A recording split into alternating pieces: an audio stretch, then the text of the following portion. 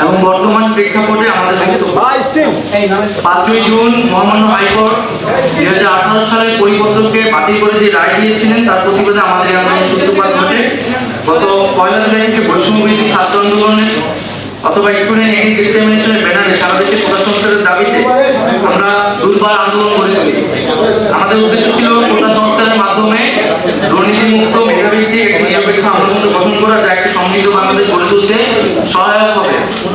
কিন্তু শিক্ষার্থীদের শান্তিপূর্ণ আন্দোলনে সরকারের দায়িত্বশীল ব্যক্তিরা বিতর্কিত অনুষ্ঠানের বক্তব্য দেয় এবং পরবর্তীতে ছাত্রলীগ এবং যুবলীগের সন্ত্রাসী কর্মকাণ্ড এবং আইন শৃঙ্খলা বাহিনী অন্যায়ভাবে দমন পীড়ন ও মামলা চালিয়ে এক রক্তক্ষয়ী পরিস্থিতি তৈরি হয়, যেটি অনাকাঙ্ক্ষিত ছিল। বিশ্ববিদ্যালয় প্রশাসন ও আইন শৃঙ্খলা বাহিনী যখন শিক্ষার্থীদের নিরাপত্তা দিতে ব্যর্থ হয়, তখন আমরা অভিভাবক, শিক্ষক সহ school, college, private, public, national সকল ধরনের শিক্ষার্থীদের এবং সর্বস্তরের নাগরিকদের রাজপথে নেমে আসার আহ্বান জানাই আমাদের নিরাপত্তার জন্য। ছাত্র নাগরিকরা প্রতিরোধ গড়ে তোলে এবং পরবর্তীতে আমরা দেখতে পাই যে সারা দেশে ইন্টারনেট বন্ধ করে এক ধরনের ডিজিটাল ক্র্যাকডাউন পরিস্থিতি তৈরি করা হয় এবং শিক্ষার্থীদের হলগুলো থেকে বিতাড়িত করা হয়, যা সুস্পষ্ট মানবাধিকার লঙ্ঘন। পরবর্তীতে সেনাবাহিনীর নামিয়ে কারফিউ জারি করা হয় এবং এই অরাজক পরিস্থিতির সুযোগে পরিকল্পিতভাবে আন্দোলনকে নস্যাৎ করার জন্য দুর্বৃত্তরা বিভিন্ন ধরনের নাশকতা করে, বিভিন্ন রাষ্ট্রীয় প্রতিষ্ঠানে আগুন লাগায় ও জানমালের ক্ষয়ক্ষতি করে। প্রতিবাদী ছাত্র নাগরিকের সাথে এই সকল সহিংস ঘটনার কোনো ধরনের সম্পর্ক নেই।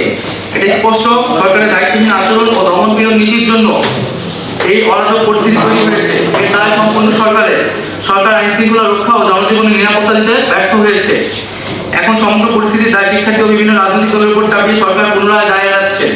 আমরা প্রথম থেকে সরকারের সাথে আলোচনার কথা বলেছি, কিন্তু সরকার ডিজিটাল ক্র্যাকডাউন করে ক্যাম্পাস থেকে শিক্ষার্থীদের বিতরণ করে রাস্তায় নিরীহ জনগণের উপর পরিচালনা অবস্থায় আমাদের সংলাপের আহ্বান জানিয়েছিল। আমরা সেই আহ্বান প্রত্যাখ্যান করেছি। ফলস্বরূপ আমাদের আন্দোলনের 1 নং সমন্বয় মোহাম্মদ নাহিদ ইসলাম অর্থাৎ আমাকে গুম করে 24 ঘন্টা শারীরিক ও মানসিক নির্যাতন করা হয়। অন্য কিছু সমন্বয় সরকারের প্রতিনিধির কাছে তাদের বক্তব্য, কিছু দাবি পেশ করতে গেলে সেটাকে সংলাপ বলে মিডিয়ায় প্রোপাগান্ডা চালানো হয়। গুম, গ্রেফতার, প্রোপাগান্ডা, ডিজিটাল ক্র্যাকডাউন, কারফিউ, রাষ্ট্রযন্ত্রের সকল শক্তিকে ব্যবহার করে সরকার বৈষম্যবিরোধী ছাত্র আন্দোলন ও প্রতিবাদী ছাত্র নাগরিককে ছত্রভঙ্গ করে দেওয়ার চেষ্টা করেছে। করে এখন কোটা সংস্কারের প্রজ্ঞাপন দিয়েছে। রক্ত ও লাশের উপর দাঁড়িয়ে এই প্রজ্ঞাপন শিক্ষার্থী ও নাগরিকদের প্রতি নির্মমতার আরেকটি ইতিহাস হয়ে থাকলো। কোটা সংস্কার ছিল একটি অরাজনৈতিক ও শিক্ষার্থীদের স্বার্থের আন্দোলন। সরকার এটিকে প্রথম থেকে রাজনৈতিকভাবে মোকাবেলা করতে চেয়েছিল। সরকার বিরোধী, মুক্তিযুদ্ধ বিরোধী, রাজাকারের সন্তান নানান ত্যাগ দিয়ে সদস্যতা আন্দোলনকে নস্যাৎ করার চেষ্টা করা হয়েছিল। এত কিছুর পরে আমরা মনে করি মহামান্য সুপ্রিম কোর্ট শিক্ষার্থীদের পক্ষে কথা বলেছেন। সে অনুযায়ী সরকার প্রজ্ঞাপন দিয়েছে।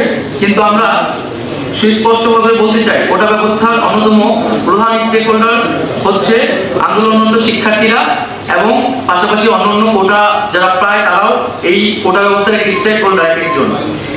সেই স্টেক হোল্ডারদের সাথে আলোচনা সংলাপ ব্যতীত এই ধরনের প্রজ্ঞাপন সমীচীন নয়।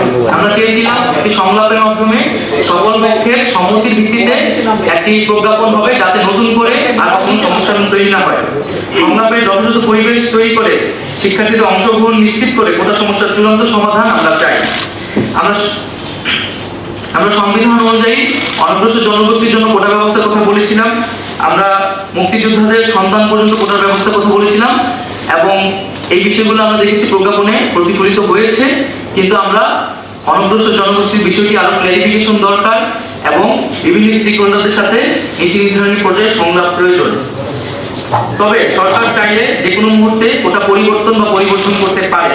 তাই কোটা ব্যবস্থার সুষ্ঠু বাস্তবায়ন, ব্যবস্থাপনা ও তদারকির জন্য একটি স্বাধীন কমিশন গঠন করতে হবে, যেখানে প্রাসঙ্গিক অংশীদারদের প্রতিনিধিত্ব থাকবে। কোটার যে কোনো পরিবর্তন কমিশনের সুপারিশ সাপেক্ষে হতে হবে। কোটা সংক্রান্ত আমাদের আরো বক্তব্য আছে, যেগুলো আমরা সংলাপে সরকারের কাছে তুলে ধরতে চাই, কিন্তু তার আগে সংলাপের যথাযথ পরিবেশ তৈরি করতে হবে। গত কয়েক সপ্তাহে রক্তক্ষয়ী পরিস্থিতিতে সারা দেশে কয়েক শত ছাত্র নাগরিক শহীদ হয়েছে এবং কয়েক হাজার লোক আহত হয়েছে। হতাহতের সঠিক সংখ্যা এখনো পাওয়া যায়নি। অনেক বাবা এখনো সন্তানের লাশ খুঁজে বেড়াচ্ছে। এত রক্তের উপর দাঁড়িয়ে আমরা কোটা সংস্কার চাই না। আমরা সকল হতাহতের বিচার চাই।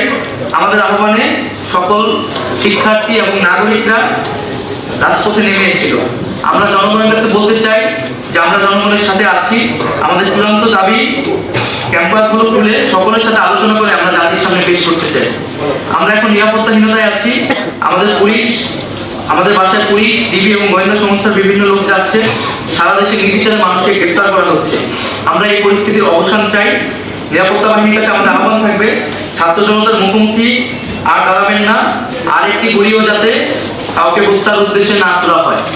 এবং আমরা স্পষ্ট করে বলতে চাই, সারা দেশে যে সকল মানুষেরা শহীদ হয়েছে, আহত হয়েছে, আমরা তাদের পাশে আছি, শেষ পর্যন্ত থাকবো। কিন্তু এখন যেহেতু ইন্টারনেট নাই এবং আমাদের সমন্বয়কদের এখনো আমরা অনেকে খোঁজ পাচ্ছি না, তাদের সন্ধান পাওয়া যাচ্ছে না, এই অবস্থা দ্রুত পরিত্রাণ করতে হবে। আমরা সকল সমন্বয়কদের নিয়ে এবং আন্দোলনকারী বিভিন্ন বিশ্ববিদ্যালয়ের শিক্ষার্থীদের নিয়ে জনমতের ভিত্তিতে আমাদের আরো কিছু দাবি দেওয়া আছে এবং এই দাবি দেওয়াগুলো নিয়ে আপনাদের মধ্যে নানা ধরনের বিভ্রান্তি হয়েছে, আমরা শুনতে পেয়েছি। সেটা যোগাযোগহীনতার কারণে হয়েছে।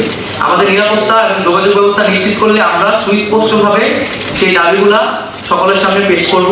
তার আগে আমাদের প্রধান যে বক্তব্যটা হচ্ছে, আমাদের নিরাপত্তা দিতে হবে এবং আমাদের গুম গ্রেফতারের যে হয়রানি সেটি বন্ধ করতে হবে এবং আমাদের ক্যাম্পাস খুলে শিক্ষার পরিবেশ নিশ্চিত করতে হবে। ধন্যবাদ সবাই।